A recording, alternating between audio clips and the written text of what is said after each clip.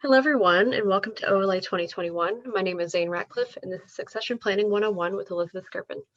Elizabeth is a double graduate of the University of Oklahoma, completing a Bachelor's of Journalism with a focus on professional writing in 2014, and completing a Master's of Library and Information Studies with a focus on academic librarianship and information theory in 2017. She will begin her second master's degree in August 2021 and plans to begin her PhD in August 2023. She currently serves as the Director of Bibliographic Services at the University of Tulsa McFarland Library, where she oversees acquisitions, cataloging, electronic resources, and the Federal Depository Library. She also works on additional projects specific to succession planning and resource evaluation, and was recently nominated as an Oklahoma Next Gen 30 Under 30. In her spare downtime, Elizabeth enjoys volunteering for her local animal rescue as a bookkeeper and spending time with her husband, 2 rescue dogs, and 2 rescue cats. So without further ado, here is Elizabeth. Thank you so much for that introduction, Zane. As Zane mentioned, my name is Elizabeth Skirpin, and my preferred pronouns are she, her, hers, and I currently act as the Director of Bibliographic Services at the University of Tulsa McFarland Library. Really quickly on my background before we begin this presentation, I studied project management from 2017 to 2018, and I've used project management principles in everything that I do as a bibliographic services librarian since. I began succession planning processes around the same time and at my then institution, and now I have the opportunity to revise my original work and implement a customized succession plan within my unit at my current institution. And really quickly, before we get started, I wanted to give a little shout out to the co-creator of this presentation, Sophie Morticia Nyadia Skirpin Estes, Queen of the Night and Creatures, who listens to every single one of my presentations, as you can see in detailed photos, and definitely helps me create them all. So it's always important to acknowledge your co-creators.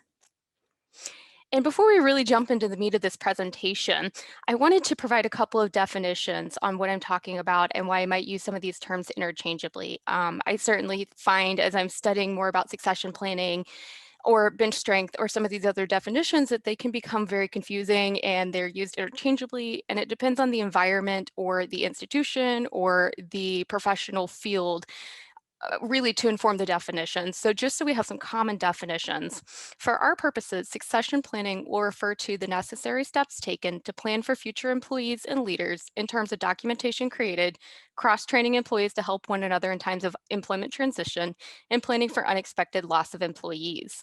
Some institutions are going to refer to this specific process as library planning or contingency planning. Succession planning itself means something very specific in a business setting, but it's used interchangeably with other terms in other fields. So in library land, succession planning is the same thing as contingency planning, and it is the same thing as library planning. We achieve succession planning through bench strength or cross-training, and we perfect and record those actions through documentation. So as you'll sort of see as we keep going, a lot of these terms become very intertwined. So you can certainly refer back to some of these slides after the presentation, or you can Google and formulate your own definitions as we're going, but they become very intertwined and wrapped around one another the further you get into this process. The next definition is bench strength. And bench strength is the ability and skill possessed by the reserve members of a sports team. So I always liken this to the basketball team analogy. Your bench strength is not just the players on the field, but it's the players sitting on the bench ready to step in at a moment's notice and help out the team if one of your starting players is injured, ill, whatever the case may be. And Oxford also defines this as the compatibility of members of an organization's staff to move into positions of greater responsibility when required. The next definition is cross-training.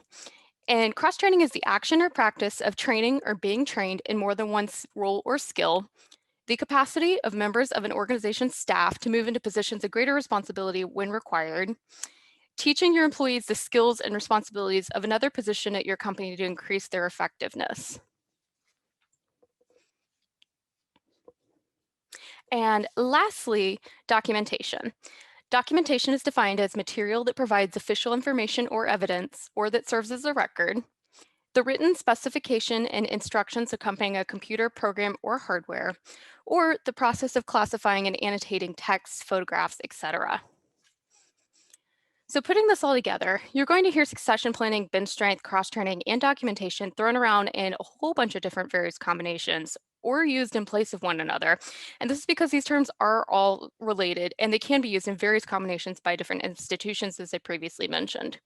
So, in many cases, succession planning is a written plan for someone else to succeed an existing employee in a role or a position. It may also act as a library future plan, contingency plan, or training plan. Smooth successions are achieved with good documentation so new to the position employees can hit the ground running, but they also serve to prepare employees to step in or temporarily fill a void. And lastly, bench strength and cross training can be utilized to succession plan from within the institution or to create a strong base of knowledgeable individuals to support your new hire.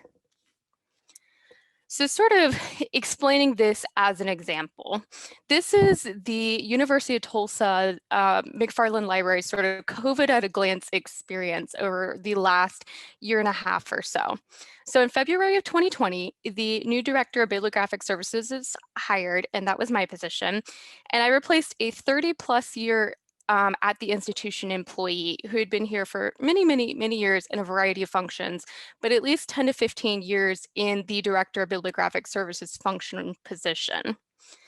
As of February 2020, we had some longstanding issues with the catalog, our discovery layer, and our e-resources management, which isn't to say that any of these things were necessarily inherently broken or we had issues with them, but we just really didn't have a consensus or widespread knowledge on how all these things worked or some of the decisions made in order to implement them or even how these pieces fit together in order to serve our patrons at our library. So in March of 2020, COVID strikes and employees are sent to work from home. Then from April 2020 to August 2020, the majority of our library employees were sent home on furlough, and the library leadership team took over all library tasks. And this, wasn't just answering emails and phones, it was book checkout, instruction, all cataloging and acquisitions functions, e-resources management, fulfilling research requests, et cetera, et cetera. And then we quickly followed our furloughs with a period of institutional layoffs. And so from September 2020 to present, we've sort of been stabilizing. And our stabilization process has included the evaluation of our electronic resource management, the evaluation of our ILS and discovery products, and just playing catch up with everything that happened in that long period of time without employees. So we had a standard reaction to COVID. I don't think our experience was really all that different from many libraries and especially other academic libraries. So why was it problematic? And what I always really go back to is that it was reactionary, it wasn't proactive. So I sort of call this process reactionary, but not proactionary. So in a perfect world, we would have been more prepared, better trained, and had written documentation to refer to. And catch up can take years when you lose large portions of your employees for any amount of time, especially about the 4 to 5 month time period that we did. And lastly, we don't know what we don't know. And so an example for each of these is not just that our experience was reactionary, not proactive, but catch up can take years. And one of my favorite examples of this is that when I was in university, there was a museum nearby, and they were still catching up on cataloging from World War II. And it was just a period of not having enough employees, needing to focus on administrative tasks to keep the museum running. Your employees who maybe were the experts in certain objects or fields weren't available, whether they had taken on different positions or were supporting family members elsewhere. The administration just couldn't keep up. And now that particular museum is dealing with the cataloging this many years later. And in terms of what we don't know, what did we miss as library leaders, especially with a couple of us being rather new to our positions? What did we do wrong that we don't even know that we did wrong? How long is it going to be until we can catch up on our backlog? And how long is it going to take to find all of our mistakes? Especially in terms of the catalog, you can always go through a catalog and see the various layers of catalogers that have touched that catalog over the years. So, but it does take some time. You can't necessarily go through your catalog and pull huge sections that one individual did over a period of time. So how many years is it going to be until someone finds all the mistakes that I made as an individual in a catalog as a new employee without employee support from my own employees? So why succession plan in libraries? Well, first of all, libraries and employees are usually in it for the long haul. It is not uncommon for library employees to hunker down in their positions for 10 or more years, and many library employees are often retiring from the institutions that they even started their careers with. With each retirement, sudden career transitions, furloughs, layoffs, etc., libraries are going to use hundreds of years of institutional knowledge at any given time. And so that is very concerning for a number of reasons. Secondly, library positions are dwindling, and it's rare to find a library worker that only does a single set of tasks. So when you look back in the history of libraries, especially I think around the 60s and 70s, an individual had a very specific function. And throughout time, these functions have sort of been grouped together by similarity, or whether it's technical, public services, access services, they've sort of been grouped together by likeness. But an individual doesn't necessarily do a singular task anymore. They're now doing the tasks of multiple jobs and multiple people. So technical, budgetary, and even special collections positions in particular are dwindling. And so it means that it's really rare for those library positions to just have one job. And I always sort of liken this to the doctor, cataloger, ILL librarian who sometimes teaches classes in space and helps with the budget, because you just start to collect tasks, and each new individual that comes into your library will keep collecting tasks based off of their own skill sets and preferences. Third, library documentation is rarely presented in context. And so while libraries usually have some sort of documentation, it's rarely, grouped together in a way that makes sense and everything is properly labeled for you. And so if your files are anything like my files have been in my last several positions, you might have email printouts, especially some very charming ones from Amazon in the 1990s. Just some old files that maybe don't make any sense, or they're not labeled very well, or you don't know what the product or the individual or the problem is that's being discussed in that file means. You might have dated or irregular manuals, and you might have some out of place sticky notes that maybe at one point were meant to indicate to a future individual in this position that this is why this is important, but the sticky note has lost its stickability and has fallen somewhere in the bottom of a filing cabinet. So fourth and finally, bad and good documentation takes time. Bad documentation that you have to puzzle your way through is just as time consuming as taking the time to do the documentation and do it well to begin with. It can take years and years for new hires to untangle longstanding processes and procedures that deviate from the norm, especially if they have poor documentation or no documentation at all. And so, as is the case with my current position and my prior position, and I'm sure with many individuals, you come into your job with no documentation. And so it takes you a year, maybe 2 years to really understand your job and be able to explain it well to others.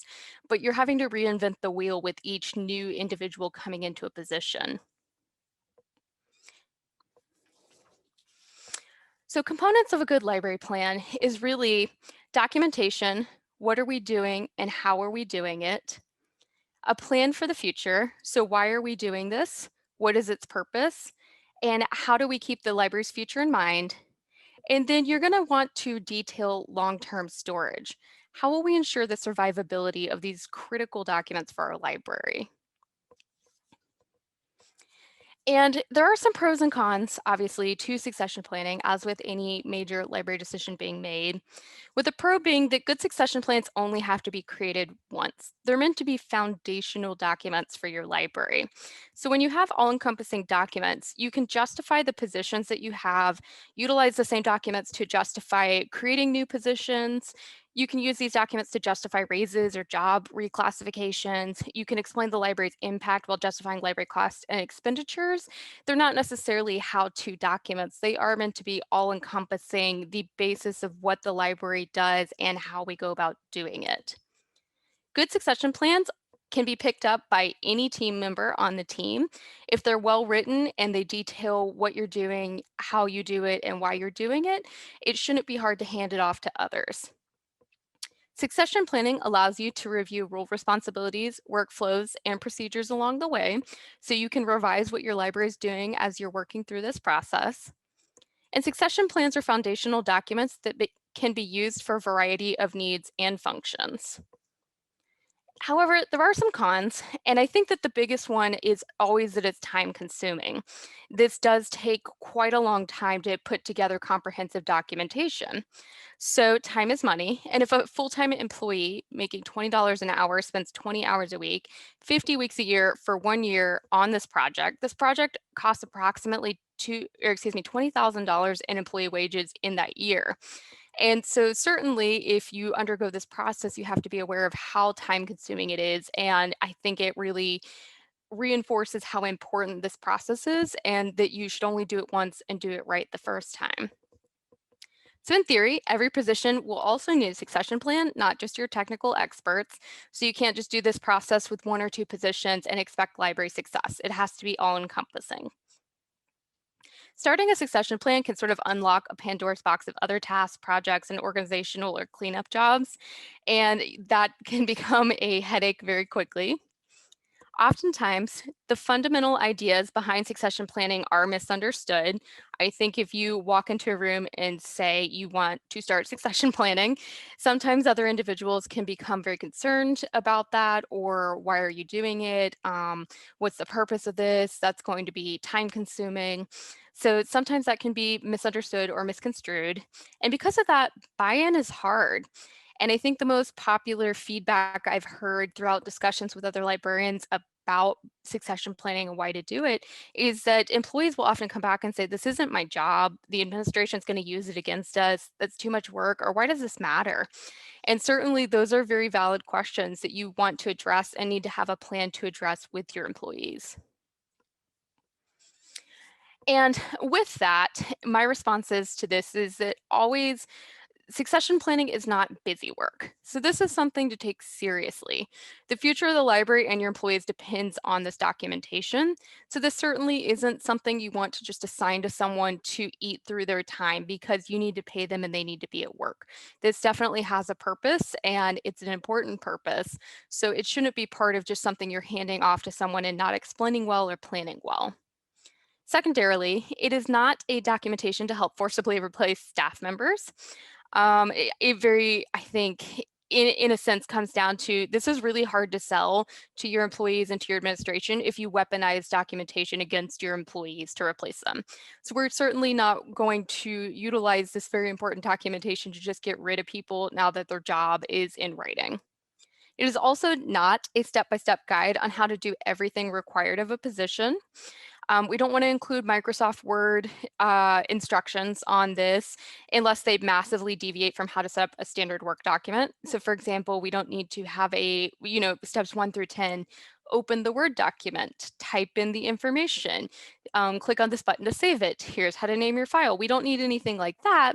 But if an employee's job includes a very specific template that is critical to their job and if the template disappears and we absolutely have to use this template, you do want to include instructions on how to set up that template in Microsoft Word so it can be recreated if it needs to be.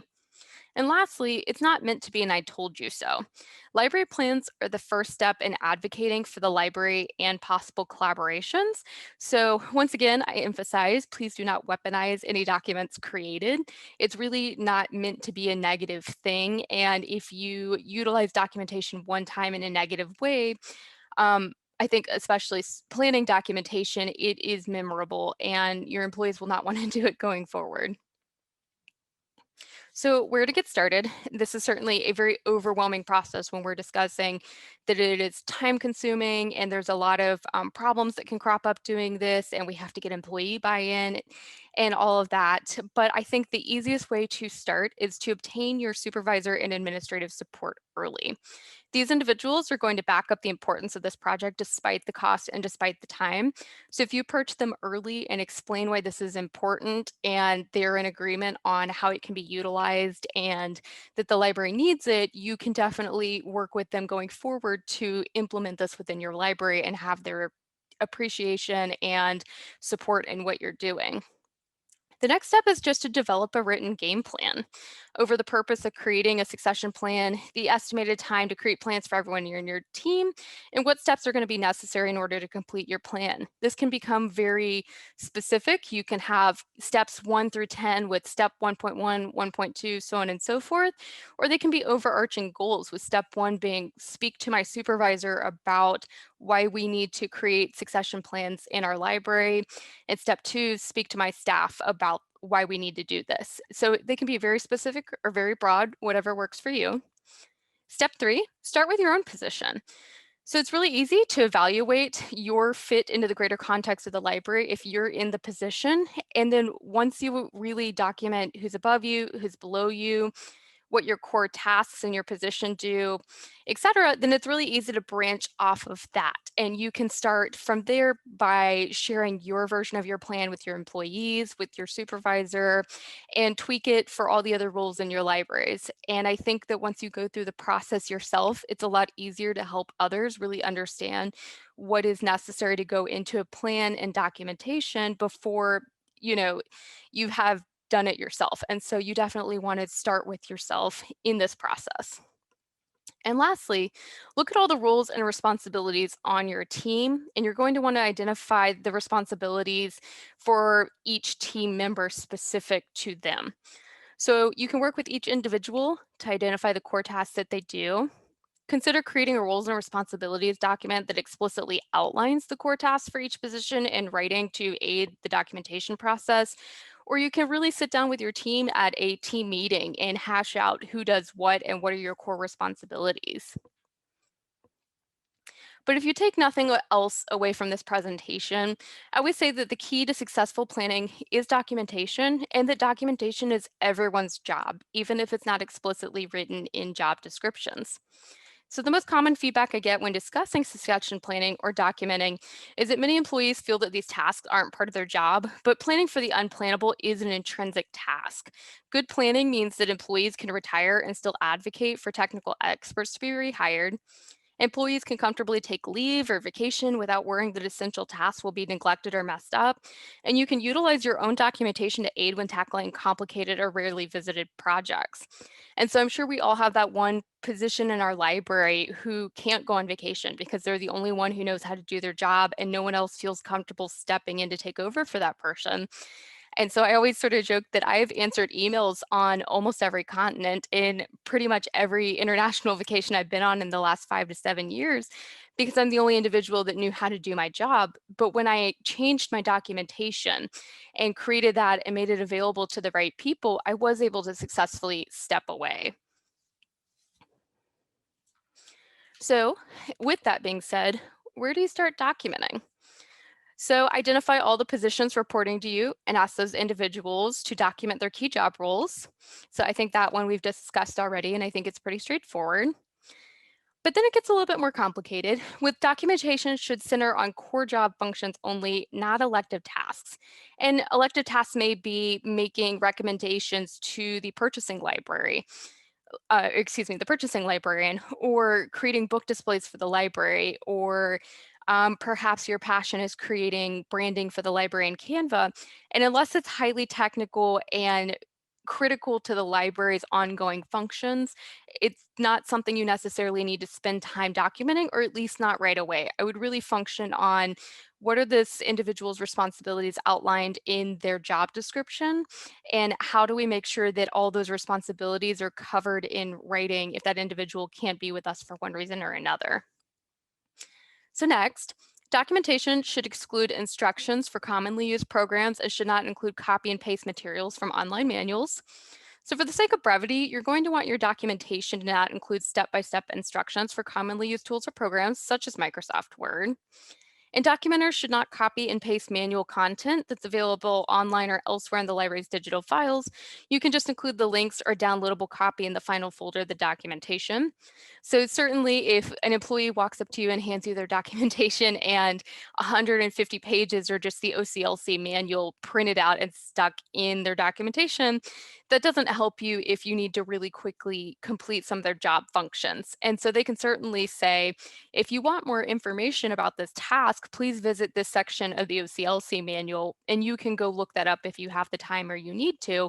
But we don't want to include every little thing, especially in terms of manuals, in our personal job documentation. So tools and logins necessary to complete your job tasks should be included. So if your electronic resources librarian is on vacation, can you trust that you can access the various programs or online resources or whatever you need in order to fix an issue? And if you don't have, the employee or the library logins for certain accounts like that, you definitely can't step in and help. So don't overlook those tiny little pieces in our documentation either, although definitely, and as we'll go through this process, I'll talk about this more, but just be smart about where you're storing any sort of library passwords or proprietary information that's important.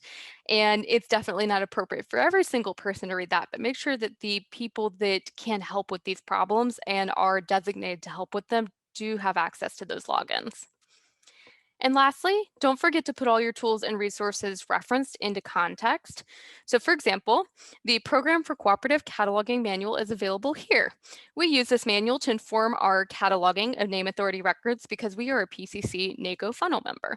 So you definitely want to explain why this login is important or included, or you want to explain why your position maybe does an ILL task, even though you're not an ILL librarian and we do have an ILL librarian. You want to make sure that every single piece of your documentation makes sense to someone who maybe hasn't done your job before as well. And there are a number of different types of documentation, and these certainly aren't the all-encompassing types of documentation, but in my own mind, I sort of think of them as being procedural, step-by-step, change, and planning. So procedural is what we do if or when, and it's often a description or an explanation of a task. So how to open up or close down the library for the day, how to file for a reimbursement from the bursar's office or your accounting office, how to purchase items from a vendor. And step by step is how to go about doing something. So how to catalog our theses and dissertations for the university archives, how to reconcile in your purchase card statements in the system, or how to add a book to the the reserve section in the library's ILS. Change, why we did something. So for example, in 2021, we migrated from Encore Duet as our discovery layer to Summon via ProQuest. We opted to license Summon through ProQuest instead of Innovative because, and that's definitely something you may want to include in your documentation or use a similar explanation in a different part of your documentation. And lastly, we have planning, so what to do when or if. So in the event that the director is ill, X is in charge, or if the director normally opens up the library, who can step in to open up the library if the director is unable to?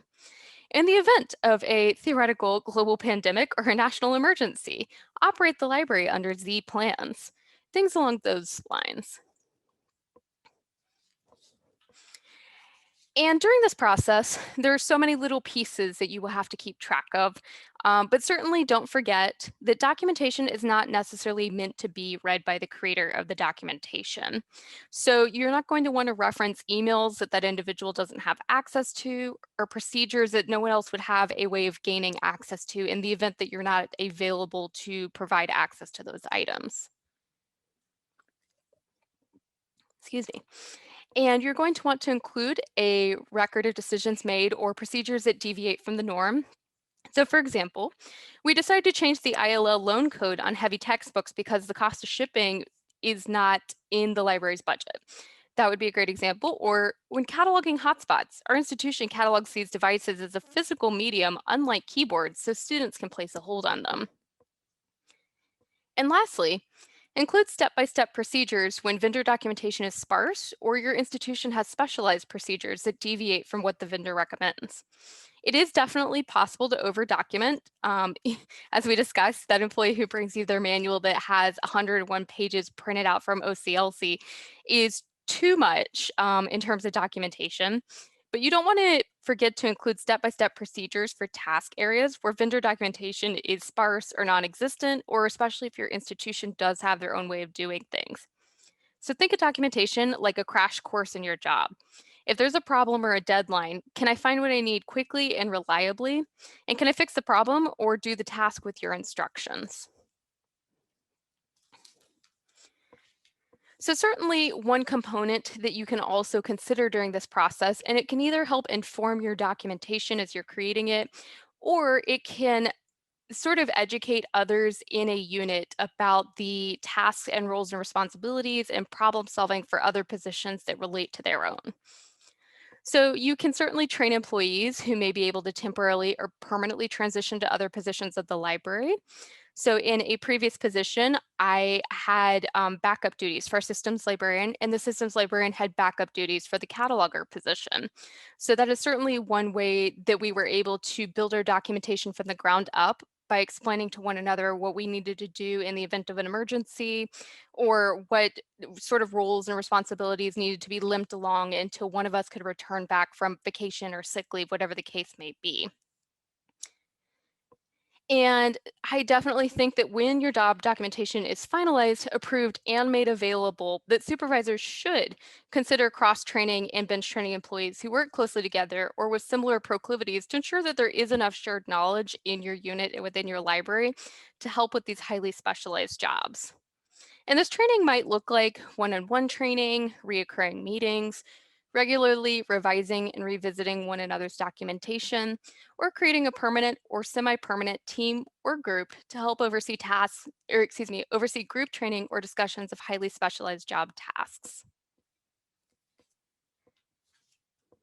And a big piece, a big piece as you are working through how to begin your succession planning and documentation process is where it's going to live when you're done with it, because you definitely want that documentation to survive long term. You've taken all this time and effort and energy in order to create it.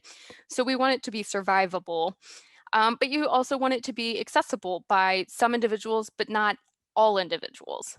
And so I really recommend involving your local IT team. Some institutions will have to follow state and institutional best practices or policies. Some institutions may have to follow federal guidelines for storage of documents. If you have an IT team that you can consult with, definitely start with them. They may have a freely available solution for you, or they may have a recommendation based off of what products and support you have available to you. If you don't have an IT team, you should definitely do a little bit of research. But I tend to find that whoever your provider of sort of email and document creation is, so whether that is Microsoft or Google, that's a really good place to start thinking about storing your documents in.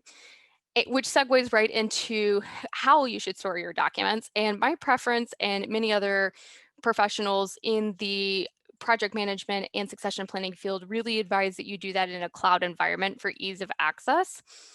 You'll be creating and compiling a multitude of documents during this process, and they can look, or excuse me, that's my place in my notes. And they can be used to benefit you or others in the future if they're stored in a central location that's accessible easily, such as a cloud environment. And I know that many institutions have access to a shared drive area. And so long as new employees are added to that shared drive, or the backups for other employees are added to that shared drive so they can access documentation when needed, that is also a viable option. And lastly, the librarians and us will love this piece, is to keep your best practices for naming conventions and versioning in mind. So how are you going to name your documents so that you can quickly find what you need? And how will you control multiple versions of your document so your storage area does not become cluttered with 10 versions of the same document with minor changes? And what will the organization look like so your staff knows where to upload important files? So this whole process is not just why we need to do this and how to go about doing this and what does it look like when it's done, but it's also where's it going to live and can we access it to serve our needs?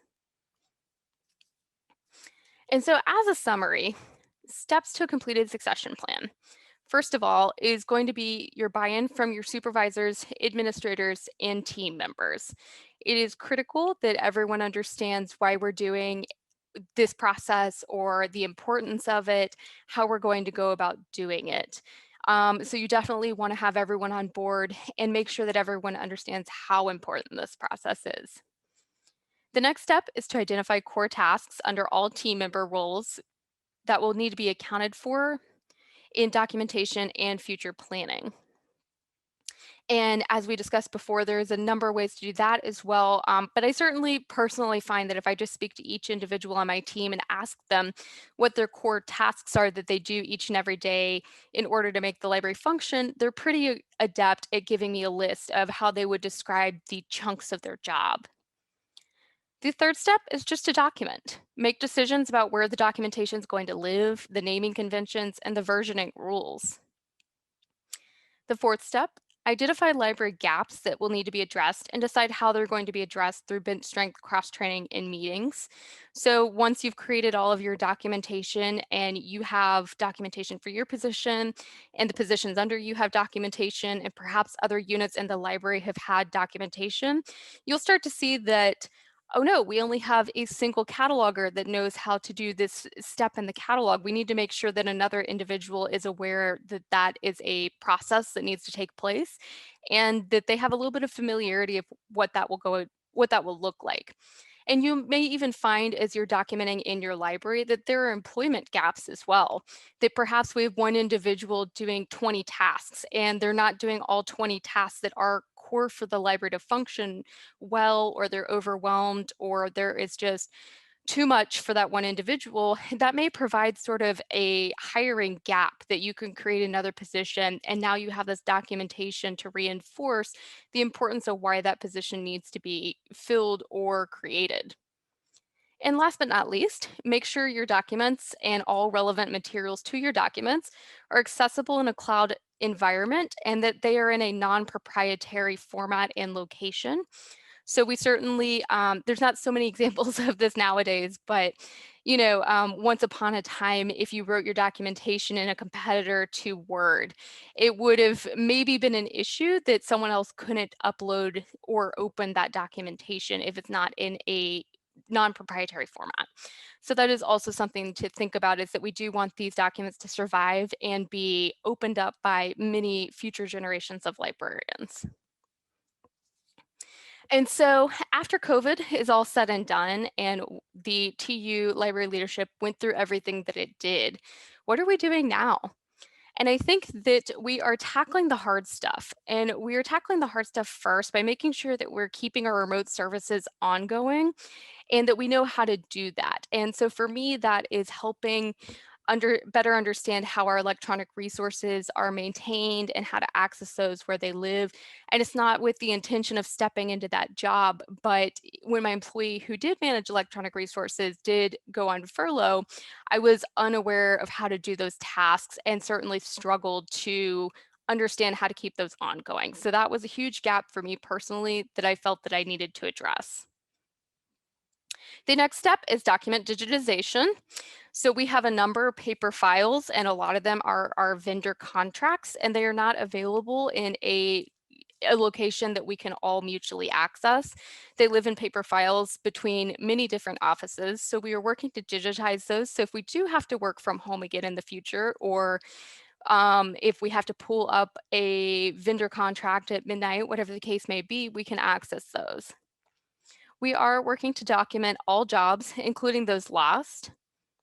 And I think that that process, as I've mentioned before, it helps rebuild documentation for positions that we lost in furloughs and layoffs, and should help us better in the future justify position creation and refilling those lost positions. We are moving towards cross-training and simplifying our workflows to ensure that our library can persist regardless of the challenge. And lastly, we're building a case for the staff that we have lost and the staff that we want. So we're definitely utilizing this process to iterate how important our team is to the university's overall well-being and continuity, but also emphasizing that we need more team members in order to keep that ongoing and to do it well. And so what does a good succession plan look like overall? A good succession plan provides documentation where none exists and provides context for all materials included. So for example, a cataloger succession plan may include references to tools used in the position. If manuals exist through companies providing these tools, you do not need to write a step-by-step guide on how to utilize the tool. You could just include a link to the manual. However, you should also describe why the tool is being used and which step in cataloging you can rely on this tool for. Number two, your plan should be encompassing and a one-stop shop. What do I need to do? What do I need to know, in order to do my job on a day-to-day basis? What do I need to know about exceptions to our standard procedures? What tools do I use to do my core job tasks? What passwords do I need to log into my employees' work tools if they're unavailable to walk me through it? And is there any different or unusual circumstances that I might have to engage in on a regular basis, such as at the end of the fiscal year? The third thing to check for is that your plan should survive years of change and migration within the library while still being available to all relevant stakeholders. So as I've sort of alluded to in a couple of previous slides, you're going to want your succession plans to live in a non-proprietary format, such as a PDF document, which while it does technically belong to Adobe, you can open it up with or without an Adobe subscription, and it should survive many, many generations of technological change. And you're also going to want that document to live in a place where all the team members on your team can access it who will need to. And I think a SharePoint site or a Microsoft Team site is always a great solution for that. And lastly, there should be no question about what to do when or if, or especially how to operate if a pandemic and its many after effects strike. If institutional knowledge is restricted to a certain group of people, those individuals should be identified, notified, and should have access to the relevant documents or passwords to keep the library limping along.